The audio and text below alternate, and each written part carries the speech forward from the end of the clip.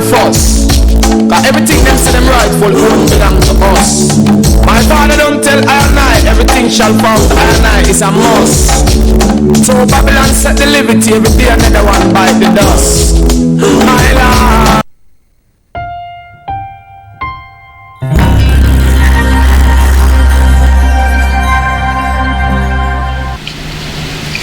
Good evening and welcome to Plain Talk. My name is Christopher Ram. Thank you for joining me over the next hour as I discuss a highly topical issue.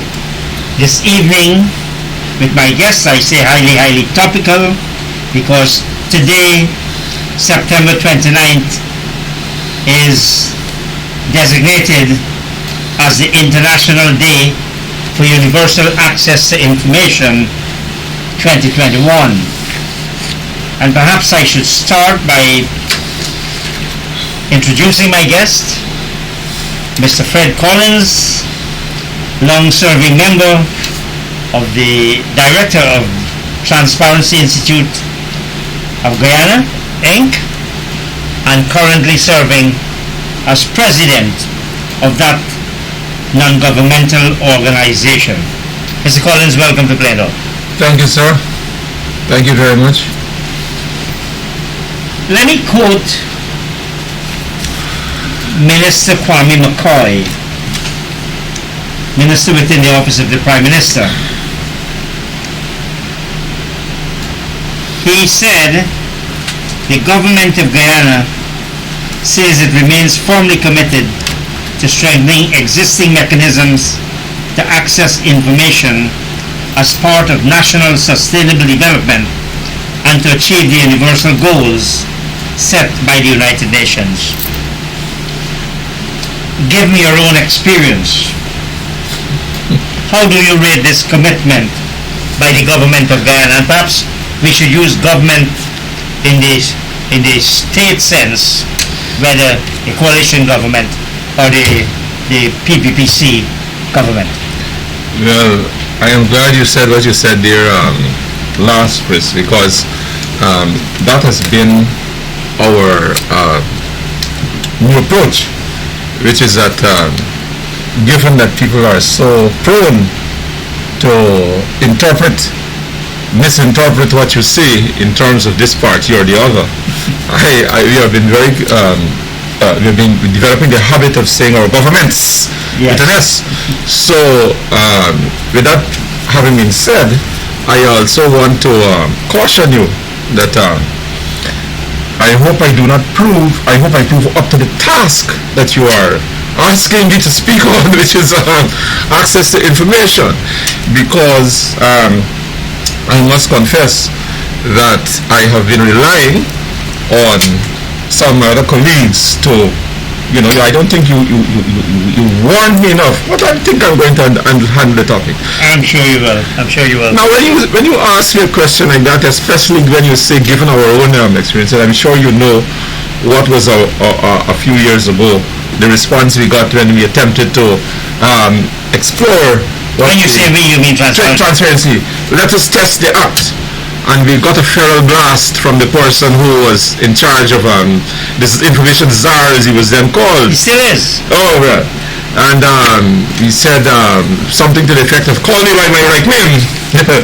Now, we obviously didn't take that challenge up.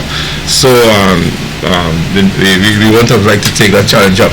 But what we want to say with regard to this new pronouncement is that the only thing we will be satisfied with is an act that we're not interested in all these promises and all these fancy wordings. Two things we're looking for. One, the penalty.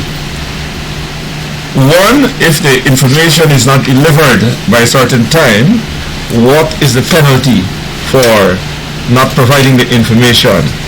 We are talking about an act like... You're avoiding my question. What is the question? What you ask me? My question about this commitment to strengthening by existing mechanisms to access information. I think I'm answering the question. What we're saying is that the commitment is going to be worth nothing to us until we have two things. And you can tell us about any kind of commitment you want. Politicians love commitments that they don't keep. And what we are looking for is, one, there must be a penalty in whatever act needs to be improved and brought in line with the model Freedom of Information Act or Access to Information Act that has been put forward by the OAS, and it should have a penalty, and two, there ought to be a straight mechanism. For example, in India, the act is one where the smallest child can ask for information and it must be given once you pay the fee.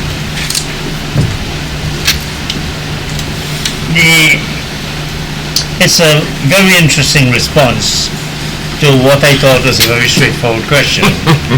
Oh, you and I again. Let me remind you, Fred. Yes. When this act, we're talking about the International Day for Access to Information, which is under UNESCO, one of the United Nations bodies. And Minister Kwame McCoy's statement about the full commitment. I want to take you back. When this act was in its nascent stage, when it was being constructed, there were lots of consultations on the act. Are you aware of any attempt or any action by the government to strengthen this act in the 10 years that it has been on the statute books of the country? I'm aware of none, and like the lawyer you are, I'm going to answer it accordingly. They may be, but I'm not aware of it. Well, not aware of any. There is none. Okay, all right. The Transparency Institute, I think this was before you became president, have raised a number of issues, pointing out that this act in fact makes it very difficult to access information because the hoops you have to go through is like rings of fire rather than and in fact, if you look at 146, Article 146 of the Constitution of Ghana, it talks about a right to information as a fundamental right, and this is emphasized by UNESCO. We have chosen a more neutral word, access to information, without recognizing or pinning it to 146. You pointed out some of the consequences of lack of information. But what's the process for getting information under this act? Before I answer the question, I'm not even sure I know what's the process. And I said I hope I'll be able to answer your question, but I can tell you one thing. With regard to those clauses, those difficulties, those rings of fire that you mentioned, I was unaware of all of those things, but we are taken to calling it a thingy. We call it act the right to withhold information act, because that is how it looks to us, more than a freedom of access to information. So I'm not surprised by what you said, that all of these things that you asked for were not put there and the watering down of it. Let me go to the Constitution now. The Constitution, we have observed something that perhaps you are not aware of with regard to that very the availability, the strength of what the Constitution is wording. What we have observed is that those two rulings, those two judgments from the CCJ, Richardson and Richardson's third term case. Yes, and the one that solved the imbroglio that Mustafa, those two rulings, if you read them, the implications for the Constitution are tremendous. I'm sure there are those who want us to confine, would love to be left alone so that it only deals with elections. But if you read the rulings, the implications for what is the Constitution of Guyana are tremendous. It says that the Constitution of Guyana is a project that came out of the a confrontation in 1997, and that there are certain things that need to be delivered. Yes. And in terms of access to information would of course be stronger. But let me tell you what is the other implication.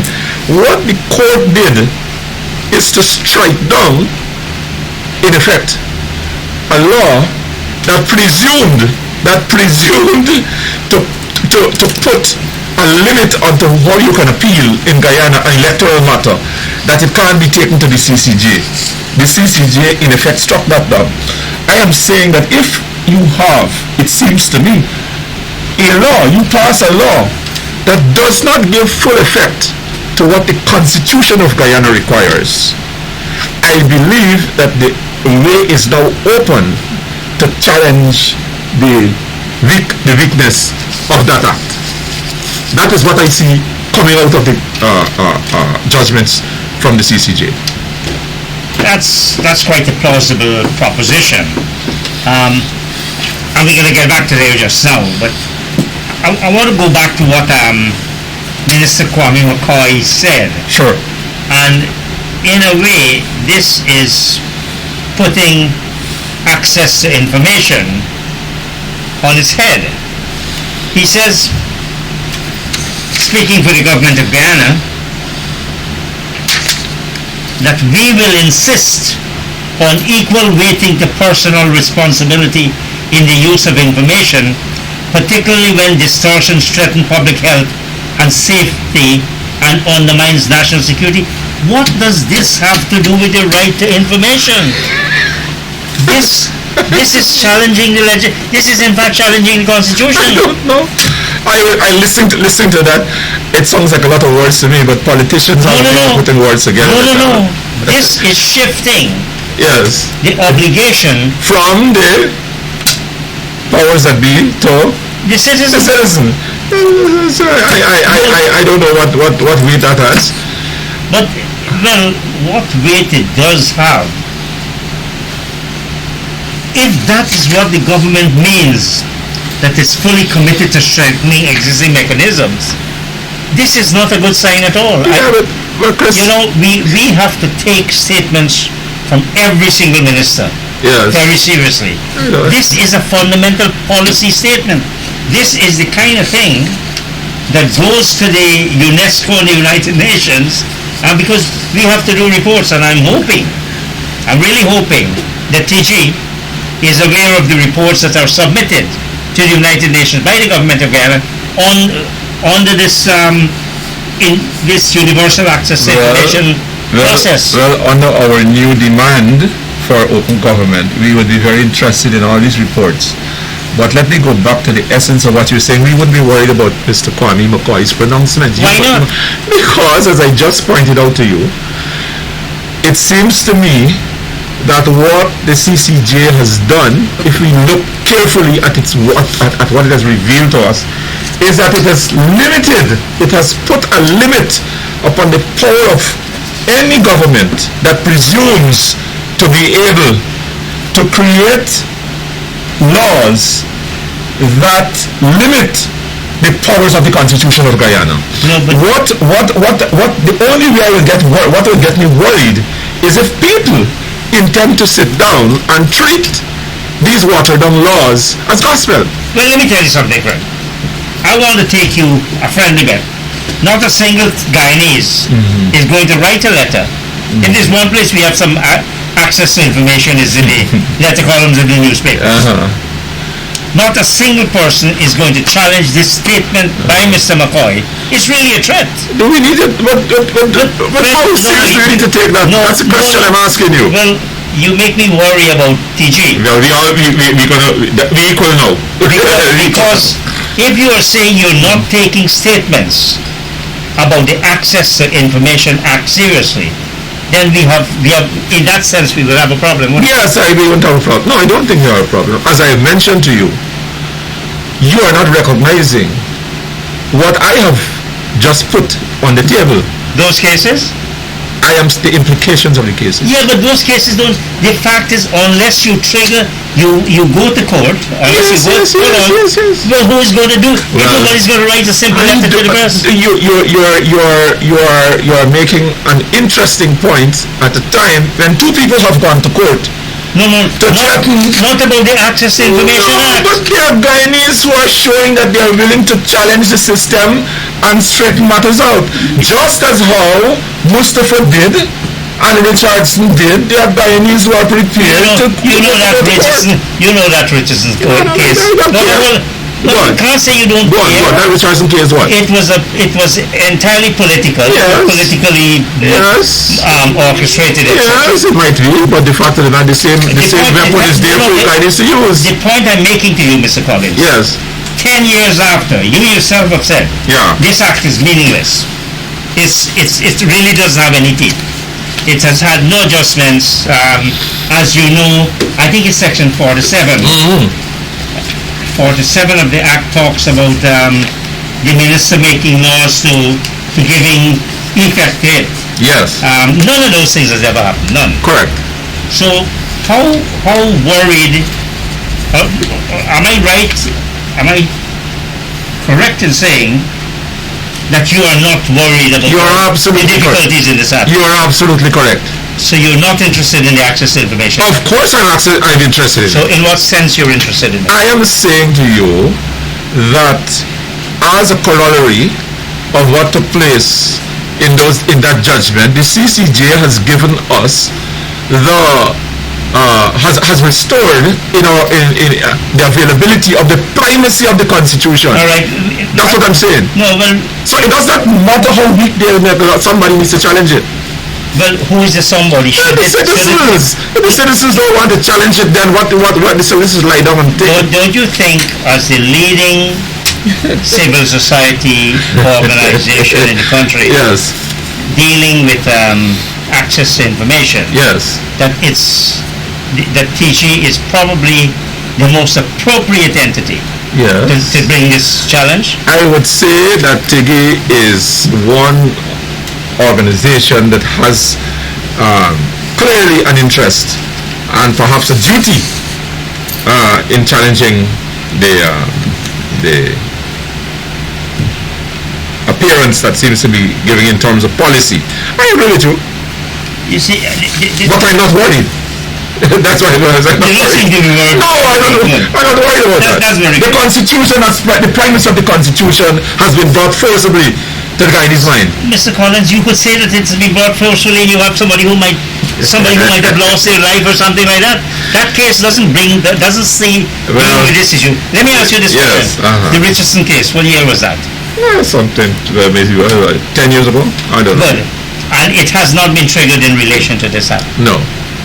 So, are you optimistic that it will? Well, you see, what we are going to do, what we are doing, is part of our plan, part of our program, is to highlight the implications of what those rulings mean, because they are not applicable merely to electoral issues.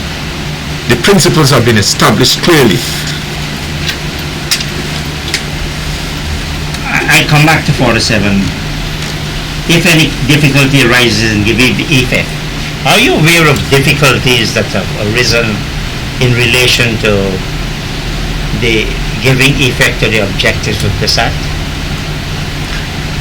Repeat that. You sound like you just spoke another language. I don't understand what you said at all. Sorry. Are you aware of any difficulties? Oh, en passant. Is that what you said? I said, are you aware of any difficulties that have given rise, that have any difficulties arising in giving effect to the provisions of this act? What are some of the specific difficulties you've seen? I have not had that degree of interaction with the act as perhaps you might have had, so I would not even attempt to answer that question now that I understand what you're asking. I don't know. I cannot answer that question. Is there a committee in TG or any individual in TG Yes. that has reviewed this act to examine to what extent it promotes access to information You can. and it increase access to information. You can say that we have the makings of a committee with the acquisition of Donald Rodney, who has, as you can perhaps see in, I think it's today's paper, we have an article on the first part, or was it yesterday, on the Escazú agreement, which touches on information as far as environment and so on.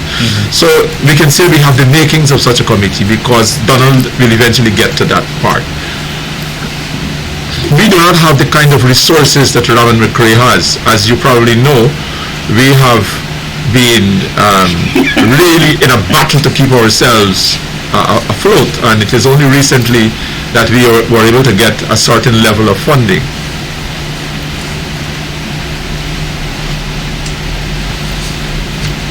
Have you had any interaction with Minister McCoy, either initiated by him or initiated by you, on this very significant day concerning right to information?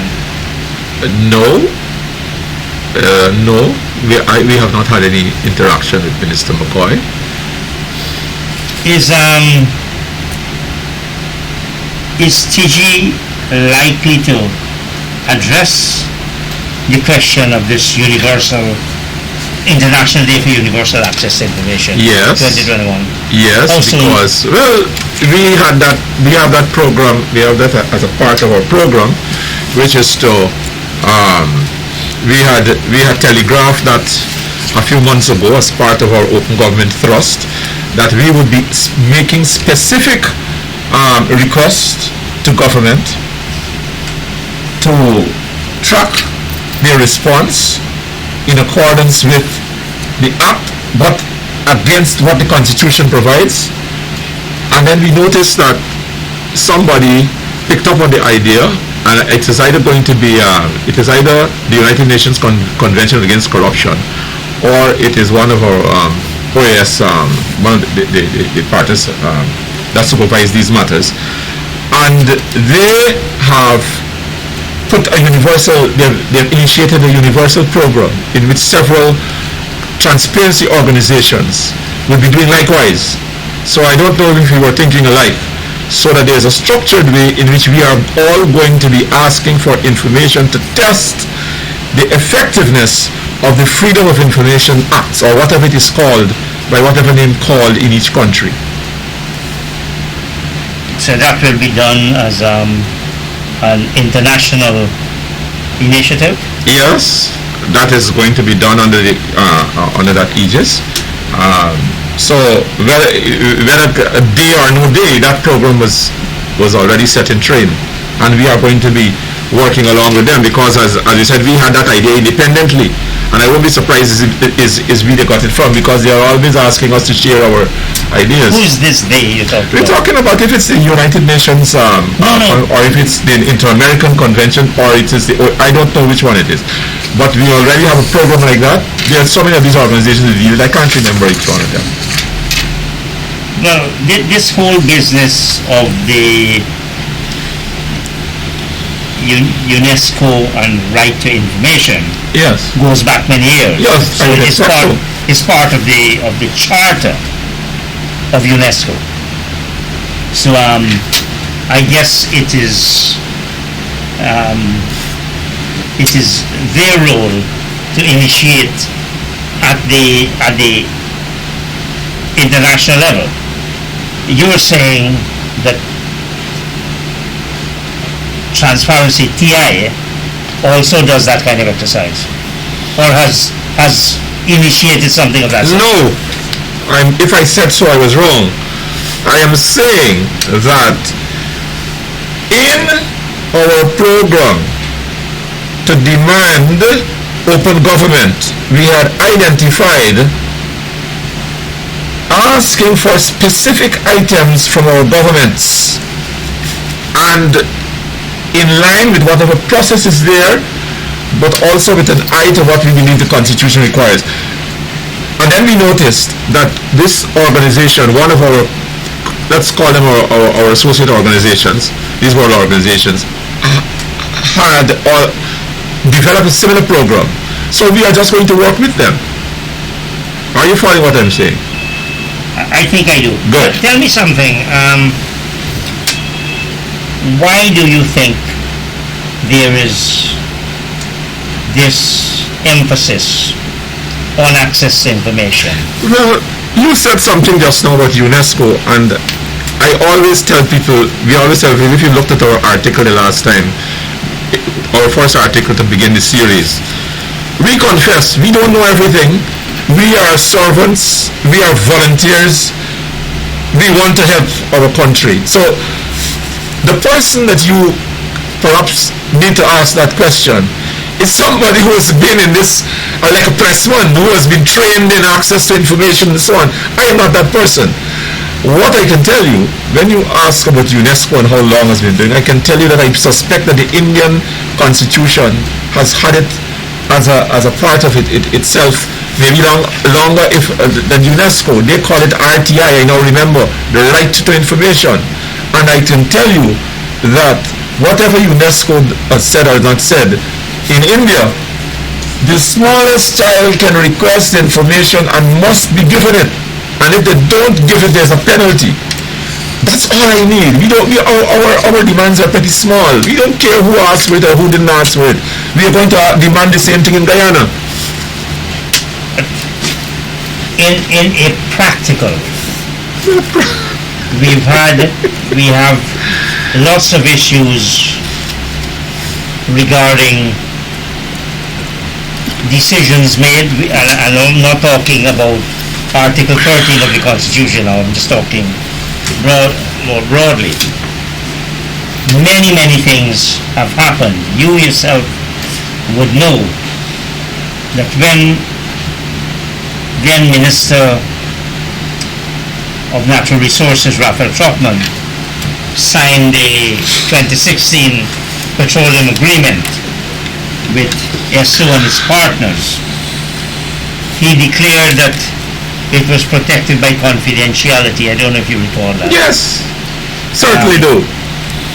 We've had, you would have been following in the press, there are lots of issues regarding oil and gas, well, petroleum, then gas to shore projects. Yes. There has been a hue and cry by the media for information. How would your project, this project of open government, and maybe help in the short term in getting this kind of information to the public? I don't know how short a term, short for you, but I suspect that you mean short enough to make a difference in terms of delivery of certain information related to oil and gas right now. And I would say that I'm not that,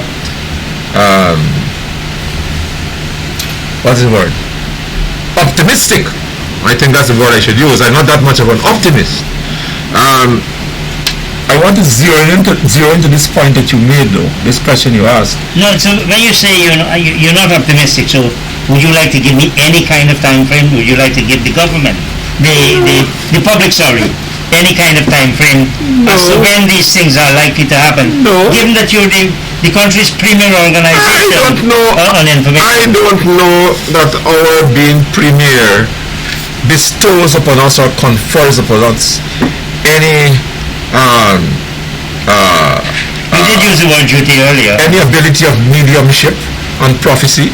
We are unable to give you the nation any kind of assurance. We are humble.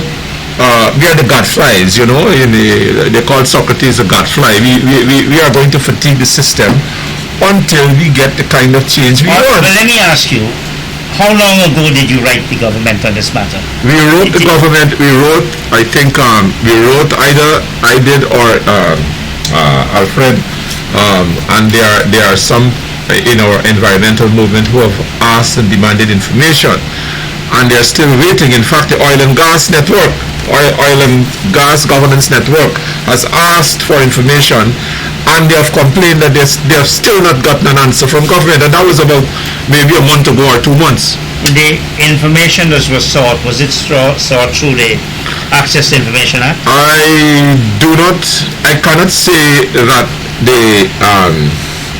the procedure matched what is required there. All I know is that Guyanese, well-meaning Guyanese, asked for information from the people who are serving them and did not get it. Well, the procedure is the Commissioner of Information plays a critical role in this whole business of information becoming available to the public. Was the Commissioner of Information triggered in this process you're talking about? I do not recall that the Commission of Information was triggered. I do recall that the information was requested either from the Environmental Protection Agency or some other government agency. And if the servants of the people are serious, they should have responded and said to the Oil and Gas Governance Network, we have received your letter, please direct it to so and so and so. That is how proper servants of the people operate. Yeah, but the question, did that happen or did it not happen? It did not happen. They got no answer, blank.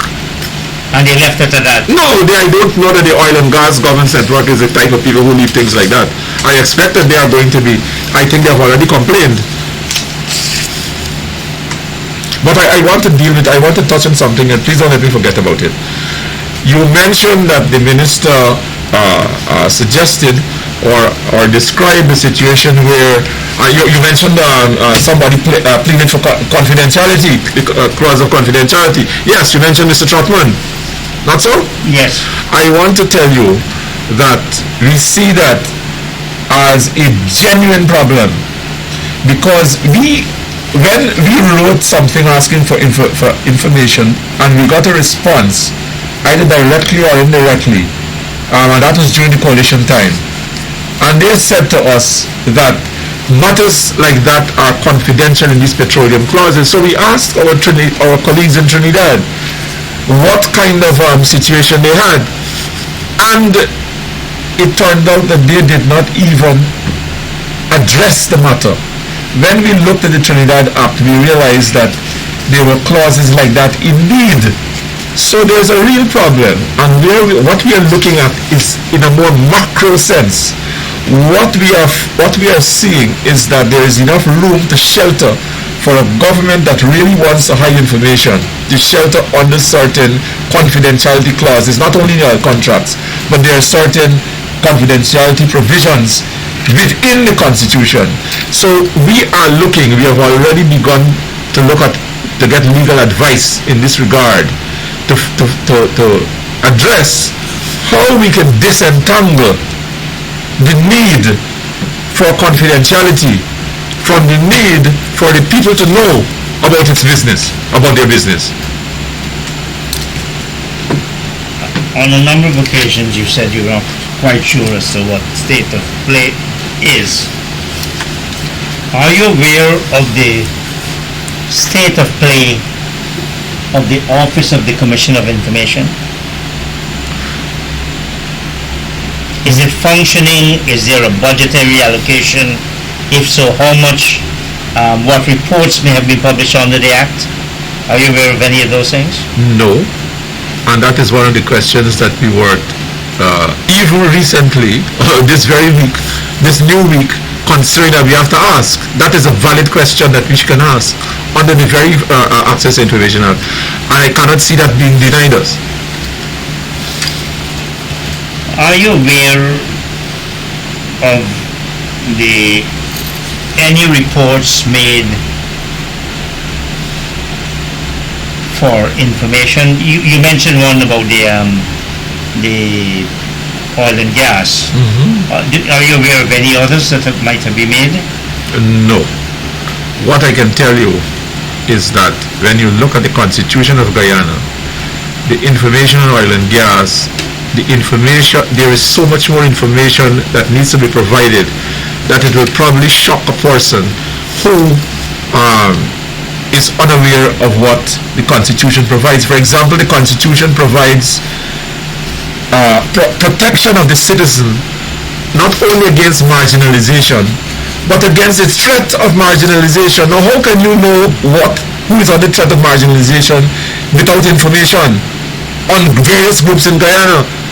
That information is produced for statistical purposes, but is not shared with the Guyanese people. So when you're talking about information about whether this has been produced or that has been produced, what we are focusing on is there's a whole sea of information that should be provided to the Guyanese people in order for them to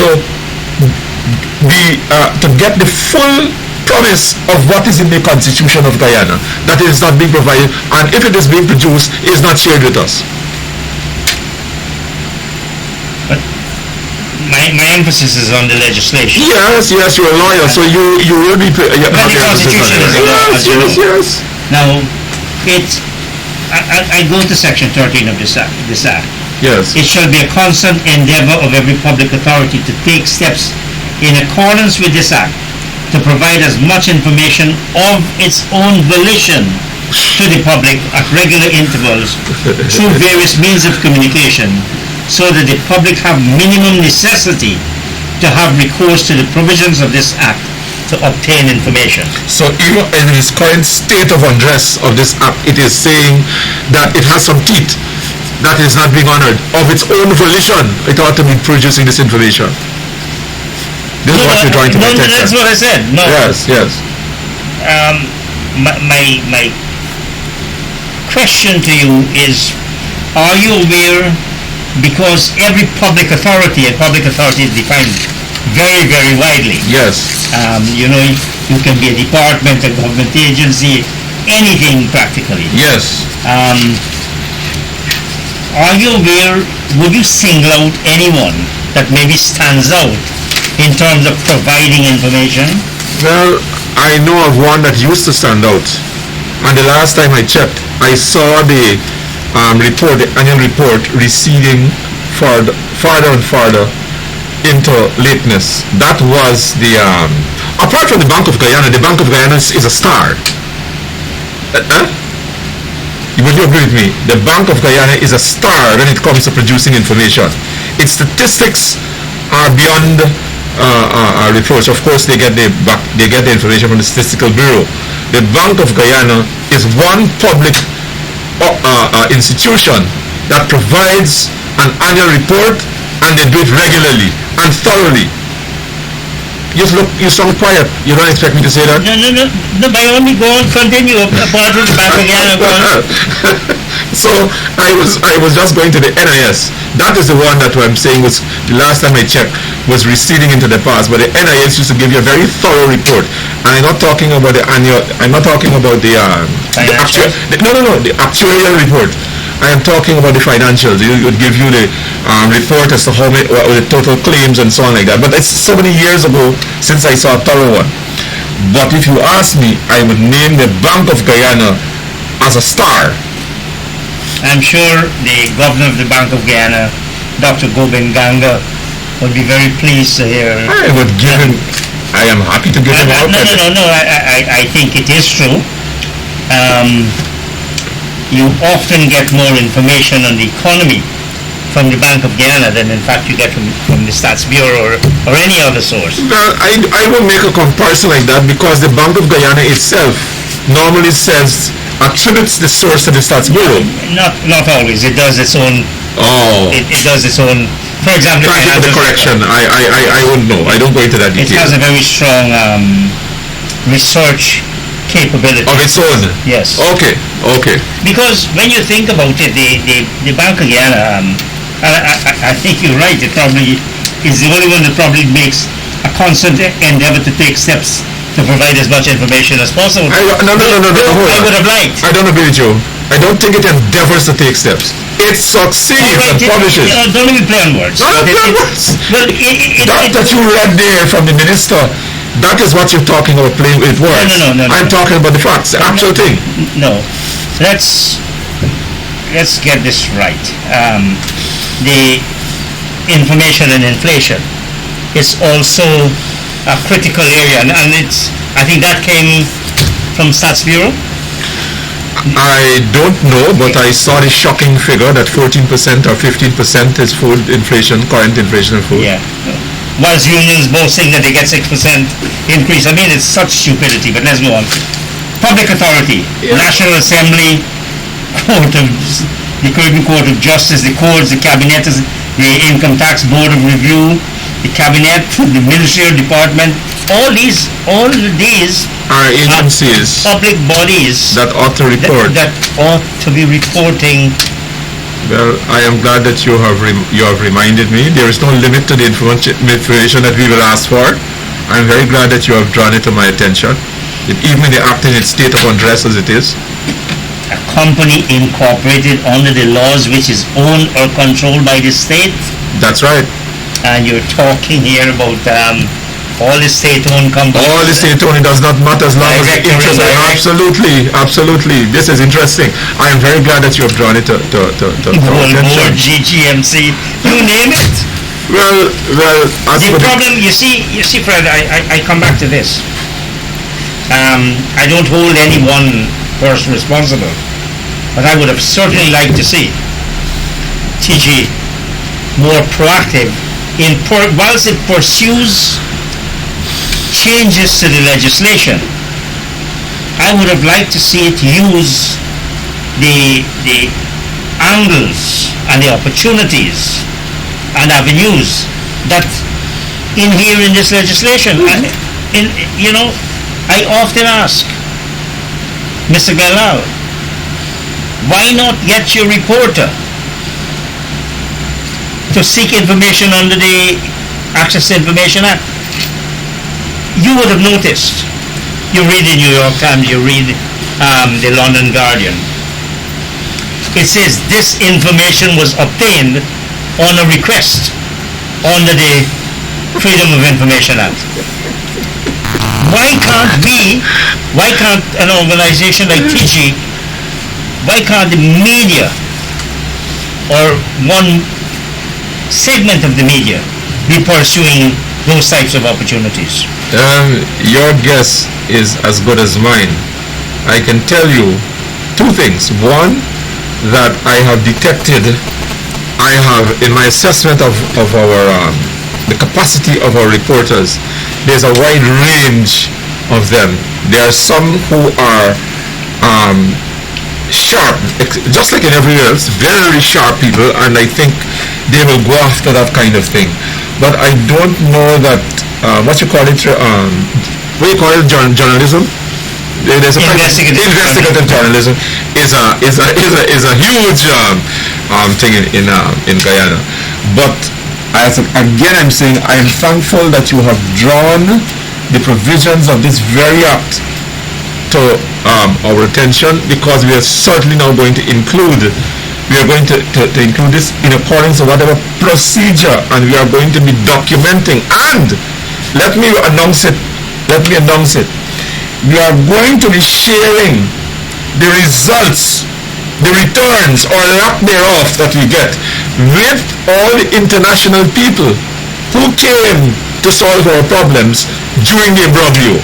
So we don't intend to keep it to ourselves. We intend to demand information, and we intend to share the response or lack thereof with all the persons who have an interest in Guyana's development. Well, surely one of the critical agencies dealing with access to information must be UNESCO. Yes. I would expect so, given what you said. Well, it's not what I said. This is a fact. I'm listening to you. As I said, I'm not an expert in these matters. I never represent myself. This is published in today's press. Thank you. Would it not make sense to ascertain the reports that might have been published, might have been sent, lodged with UNESCO under this legislation? Absolutely. And as I said to you, that has to be a question that is susceptible to being asked. If they can't answer what they have provided, then what else can they answer? What you're asking me is a question we should ask the government itself. Isn't that so? Well, letters are some of the easiest things to write. No, man, you keep going back to this thing. I am focusing more. This is not. I am not talking. No, you just said you will go. I am not talking about a we can do situation. I am telling you that we have a program. We are going to ask, and we are going. Yes. Well, that is what we gonna do. No, that's a question of what we gonna do. Okay. We're not lamenting. I'm not lamenting mood. You will not. My question, because I don't want to. I'm interested in TG. I'm a founder member of TG. Mm-hmm. I'm very interested in. Yes, we need you. I told you we might need you very shortly. Yes. We provide paid professional services. You know that. No, that's not who we're talking about. No, but I do believe that it's good to see what has happened. Minister Kwame McCoy was joined with the United Nations in observing the 6th annual International Day. And I think the government deserves compliment for this. What have you done in relation to this act in the past 6 years? That's the question I think that should be put to Mr. McCoy. And we accept that. But you also need to also understand that there are lots of things that our governments have been doing, to use a Brazilian phrase, for the English to see. You know, when in the days when the slaves, when the British were policing the thing, and they used to do certain things just for the English to be convinced that they're no longer in slavery, just for appearances, you know. So these things don't really excite me. Forgive my pessimism. For example, we have a report from the OAS called the MESICIC report, MESICIC, where they have done an assessment on the government's commitments, the Lima commitments in 2018 that was made under the coalition government. And they have identified the failings of the Procurement Commission, among other things. And we have got now a manner of fancy talk about procurement. Incidentally, Mr. Collins, that's a public authority for purposes of the act. Thank you for also reminding me. So what I'm saying to you is, these words don't excite us because we have seen so many fancy words. They don't excite us. Yeah, but sometimes nothing chokes you like your own words. Nothing convicts you like your own words. We got to make them choke. I don't know if that's possible. Minister McCoy said, for example, that this year's, or in the article it says, this year's theme places front of the public's right to know as a public good. Yes. And as you're pointing out, it's in fact a constitutional right. So, and I will be inviting Mr. McCoy on this program as a good counterbalance to what you have said, what you were saying. Yes. Because you're not too comfortable with this legislation. I don't think TG as an organization. Too comfortable with it? Yes. That's an understatement of the year. That's all right. That's what euphemisms are all about. But if we are not comfortable with the legislation, what are we doing to move it to a stage where we can say, look, this legislation truly gives effect to Article 146 of the Constitution, which guarantees as a fundamental right access to information. So, in my view, this is one of the very, very critical areas. In fact, the United Nations links this to the social goals as a sustain. This is what it says. This publication, and I can send this to you if you wish, concept note for the celebration of the International Day for Universal Access to Information 2021. It says the overall design of the theme is based on the recognition that well-crafted access to information legislation and its rigorous implementation promote sustainable development as well as democracy and human rights. So this is part of that broader goal to lift people out of poverty, move them from a stage of pseudo democracy to real democracy, to promote the development of a country. Yes. These are so fundamental. Do you think, from the years you've been involved in transparency institute and in information journey, do you think this country, forget government talk or people, recognize the importance of information? I think they do. But as you know, we Guyanese have been beaten by our politicians for so long that we feel that we almost have become fatalistic. And getting people out of that psychology is not going to be easy. I think people understand it. You think when they recognize that all the corroborated information from Exxon and oil operations we can't get, because if we get, it's as if they have strategically closed off the opportunity. We don't know how much insurance value, we don't know how much taxes, because if you know taxes, you would know what the taxes were based on. You have nothing to corroborate the information. You don't have to go down to the act to feel the absence of information. There are so many fundamental things that we're not getting, and it's there in the face all the time. They must know. They might look at it in this way that you are looking at it. You know, we kept getting examples. Of course, the Guyana Revenue Authority is a public authority for purposes of that. And that, I would imagine so. I didn't know that, but I would expect so. The first one, I would expect so. yeah. So you have all of these things strategically snipped off, so you can't get corroboration. The Bank of Guyana, for example, with the Bank of Guyana's report, sorry about my mass fighting me, right? I don't know how to stop my mass fighting me, but yours is fine.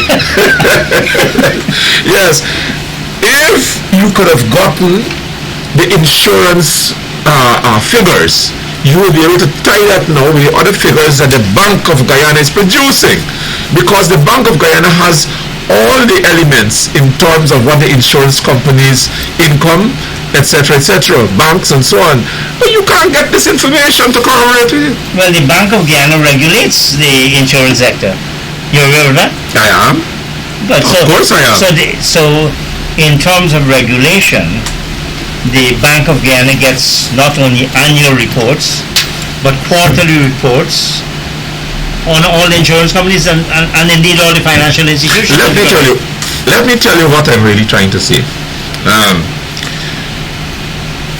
Had the oil companies been required, as we would have hoped, the insurance is a huge part of the funds. If that had flowed through all of the insurance companies in Guyana, you would be able to see that GTM has so much premium from oil, Demerara Fire has so much, etc., and you would be able to look at all those elements and tie it back to what because the Bank of Guyana produces, unless it's investment, from what I recall, they put one figure.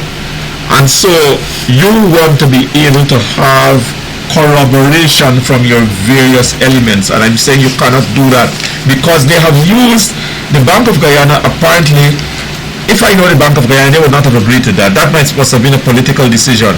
One tiny insurance company, I think, handles all of one Guyanese company, because the law requires that the insurance company has to be done the insurance has to be done locally.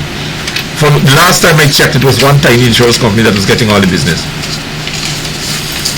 Has that changed? Not that I'm aware of. Good. I wanted, because we're looking at the time, we've got about 8 minutes more. We've talked about the access to information. Yes. You've said that it would be an understatement to say that you're not very satisfied Correct. with it. We've had a discussion about it. commission of information. Yes. And again, there's not a lot of information in that regard either. Is that correct? What of information there is not the kind of information that we would want, which is that it seems to be that the incumbent has a job for life. Yeah, I don't know that's what more than that, I'm talking about reports that may have come in, the number of requests for information. We don't have that information produced. What is the time between a request for information and the delivery of that information? Correct. But in fact, that's a measure of the yes, but you are going to a level of sophistication that is like you're talking about a donkey cart society. It's like if I'm going to tell you I'm going to be making supersonic jets, and we are a donkey cart society. What we discovered the last time, I think it was 2016, when somebody asked what was it. There was not much that was being done anyhow. So you're not talking about a level of sophistication that is, way off the mark. Well, but we've agreed that if you do want to get to a level of economic, social and political development, information will play a critical role. Absolutely. You do that. Absolutely. Let's talk about teaching for a while. What is teaching doing? What has it done for the year 2021? What has it done? TIGI has been, along with its Berlin colleagues, looked at the strategy for the period 2030. We call it the strategy 2030. We have to reflect that in our new website. We have a new website now. I don't know if you know that. I'm not sure that you do, but we are going to make sure all our members and everybody can check that. So our website will have all our articles. It already has all our articles that we have published in one place. So our new website is up. We have managed to put together a certain number of part-time workers. We are putting the steps in place, the structure in place to demand, as we say, open government. When we say open government, for example, we spoke about, you talking about the laws. I don't know if you have recognized, if you've tried to copy, you must have tried to copy a piece of legislation from the laws of Guyana and paste it to something. I don't know if you find any documents that you can do that with. I can do that with the Jamaica laws, I can do it with Barbados, I can do it with British, but I can't do it with my own. And so the type of, you seem to, you're quiet. You have one that I'm listening to you. So when we're talking about open government, we're also talking about open data. Open data would mean that it is in such a format that facilitates that kind of cut and paste operation. The courts themselves. The court is a public authority. The court's decisions should be made public. Absolutely. But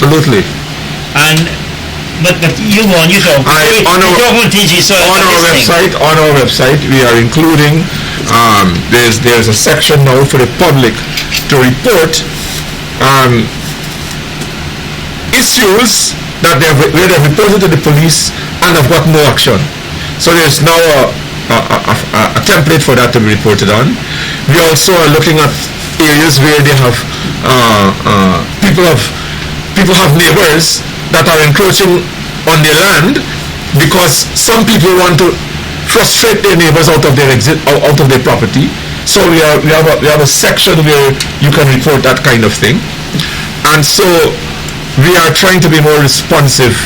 And we want to have a research. We're building a research capacity as well. So these are some of the steps we are putting in place. And so by the time Anti-Corruption Day comes up in December, we should be having and you notice our articles are back, so that we are going to be, our presence is going to be. And we are also preparing a number of anti-corruption ads and videos and so on to be aired on the public media. We know that we offered a firm named Round and McRae some, but they didn't seem to be interested. I don't know why. They obviously have enough advertisement. Now, in terms of this legislation, yes, does TG have any plans for engaging the Ministry of Legal Affairs / Attorney General Chambers about making this act more meaningful? yes. Updating it after 10 years, it has not had a single amendment. Well, this is the purpose of tonight's program, but I keep pointing out that our aim is not only with regard to this act, not as the one you're interested in, but we have a more macro approach. And what I want to emphasize with you is that, and I tell you why, it is that our aim is to use the only thing our governments, plural, seem to care about. That they don't care too much about what we feel inside. They care about what foreigners feel about them, and we intend to take the whole thing to a foreign audience. Because if they've brought our foreigners into our affairs, then those foreigners need to know how our democracy is going on. Yeah, but I'm talking about the legislation. Yes, I'm saying that too. You are focusing on that. I'm saying that as part of our program. It's not just that legislation we're focusing. I'm saying to you that the Constitution, when you read those judgments, it should make you suddenly have your eyes open if you're not looking at elections. Well, the Constitution is a project. Should TG be putting those judgments on its website then? Yes. When is it going to do I don't know. Our resources are few. It's going to be done between now and let me say between now and December. For sure.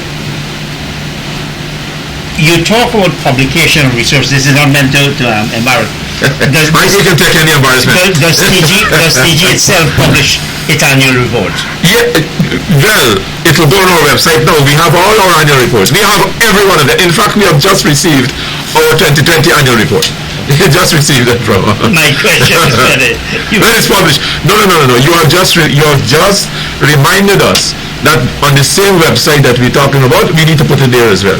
So thank you for the reminder. But for the first place, we have them. And in fact, we submit them because we're an incorporated entity. We submit them, and the public can take a look at it anytime they want. Mr. Collins, I want to thank you very much. I see the time has drawn on us to a close. I want to thank you very much for appearing on Plain Talk. I wish we have better access to information act by the time the 7th International Day for Universal Access to Information comes next year. Yes. So operators and viewers, thank you, good night, and I'll see you next week. Sorry I was so cynical, but that's life.